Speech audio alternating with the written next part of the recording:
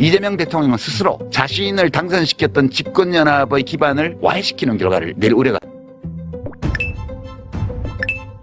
지지층의 마음이 식어가는 게 보인다. 위기 시그널이다. 유시민 작가께서 지난 3월 말씀하신 이 발언이 저는 요즘 눈에 들어옵니다. 일단 오늘 조원 C&I 조사에서 이 대통령의 지지율과 민주당의 지지율이 급락했습니다. 또한 정확도로 유명한 KSY 조사에서도 폭락을 했습니다. 선거를 이긴 정당이 이렇게 폭락한 경우는 헌정사상 단 한 차례도 없었습니다. 즉 우리 진영은 이미 이번 지방선거를 패배했다고 사실상 생각하고 있고 저쪽은 지들이 이겼다고 생각하는 겁니다. 반면 우리 지지층은 싸늘하게 마음이 정치권에서 식어가는 게 보입니다. 저는 유튜버입니다. 그 누구보다 여론의 변화를 잘 알죠. 지금 정말 심각한 상황입니다. 특히 검찰개혁 관련해서도 지금 뭔가 이상기류가 느껴지기 시작했는데 이것도 만약 잘못 나가면 저는 큰일이라 봅니다. 관련해 다시 들으면 새롭게 들릴 놀라운 분석 끝까지 봐주시고 여러분들의 생각 댓글로 부탁드립니다. 침팬지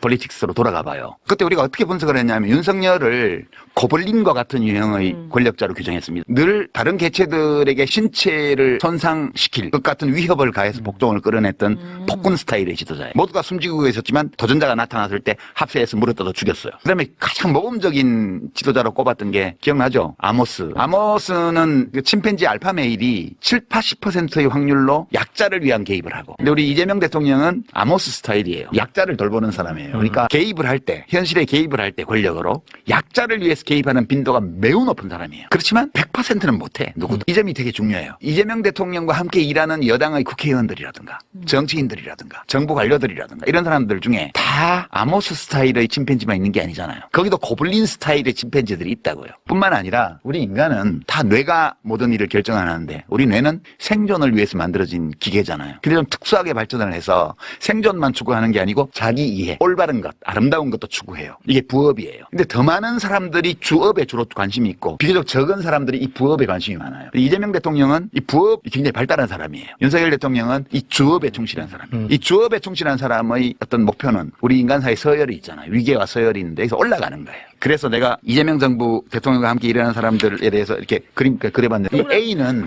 이 부업에 관심이 있는 사람, 이 사람들이 자기 행동을 결정을 할 때 가치에 기반을 두고 그러니까 B는 이익에 중점을 두고 해요. 교집합이 있죠. 교집합은 가치를 추구하면서도 또 함께 나도 생존해야지.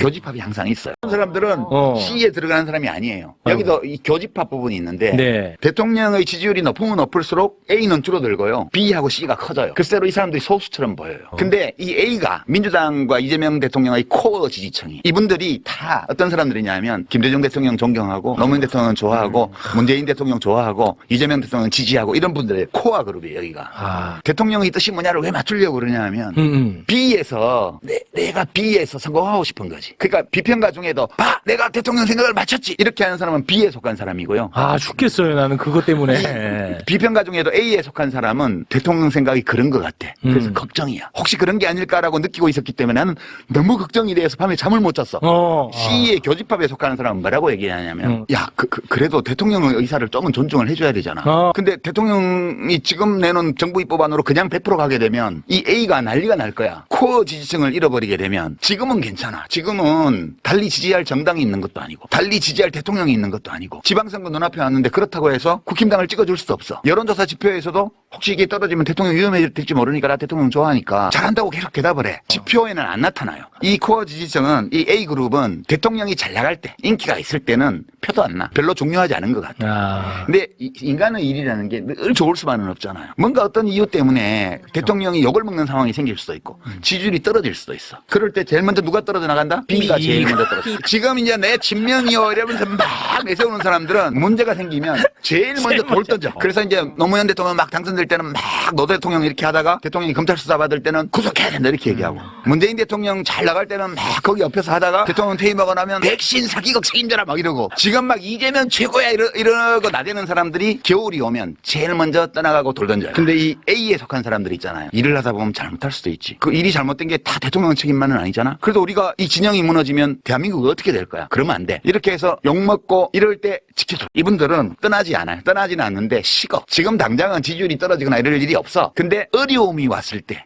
그걸 버팅겨주는 힘이 엄청 약해지는 거예요. 노무현 대통령이 서거 하시고 나서 막 수백만 명이 조문하고 이랬지만, 그 초기에 현대건설이 북한에 보낸 그 4억 달러인가 그 문제 때문에 특검을 그때 한나라당에서 의결을 했고 지대로 다수였으니까 그거를 거부권 발동을 안 하고 수용한 것 때문에 이 코어 지지층이 식었거든. 그래서 지지율이 떨어지고 나서 어려움을 겪을 때 안 움직인 거예요. 이 코어 지지층이라는 거는 그만큼 중요한 거거든요. 네, 공감합니다. 현재 돌아가는 상황이 마음이 아픕니다. 민주당 지지자의 목표는 가깝게는 총선 승리이고 장기적으로는 정권 재창출입니다. 정권 재창출을 위해서는 이재명 대통령이 추구하는 중도 실용 노선을 유지해야 합니다. 그와 발맞춰 갈 수 있는 당대표가 필요한 것도 맞습니다. 또한 대통령이 일을 하실 수 있게 당도, 지지자들도 넓게 생각하고 돕는 일도 필요하지만, 이번 선거 복귀를 제대로 안 하면 총선 때 또 서울에서 집니다. 솔직히 서울은 질 국면이 아니었습니다. 바둑으로 따지면 끝내기 단계에서 10집은 유리했는데 엎어진 겁니다. 이재명 대통령의 지지율 60%는 기존의 민주당 콘크리트 지지층만으로는 절대 불가능한 숫자입니다. 철저한 실용주의와 민생경제, 머니무브 정책의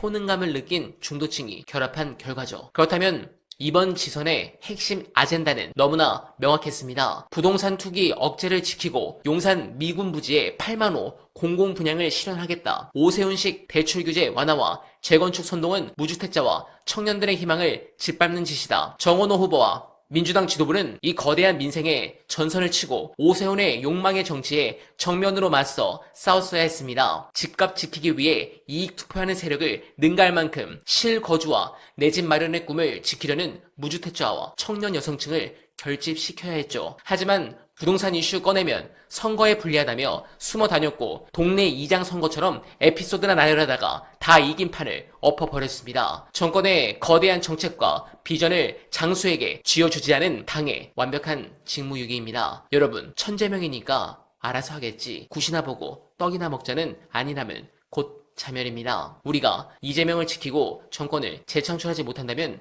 그것은 단순히 선거 한 번 지는 것이 아닙니다. 동북아의 불안정 속에서 일본의 잃어버린 30년 체제로 전락하고 미국과 일본의 꼭두가시로 떨어지는 거대한 역사적 퇴행의 시작입니다. 정조시대 실학의 개혁이 4대 기득권의 난장질로 무너지고 식민지로 전락했던 그 처참한 역사를 2020년대 우리 손으로 다시 반복할 수는 없지 않습니까? 오만한 당권 싸움을 멈추고 제대로 개혁 드라이브를 하지 않는다면 우리에게 역사의 다음 페이지는 없습니다. 여러분들은 어떻게 생각하십니까? 공감하셨다면 소중한 언알바 후원 부탁드립니다. 댓글에 고정된 내용을 통해 많은 사랑 부탁드리며, 언알바는 오늘도 최선을 다하겠습니다. 여러분 고맙습니다.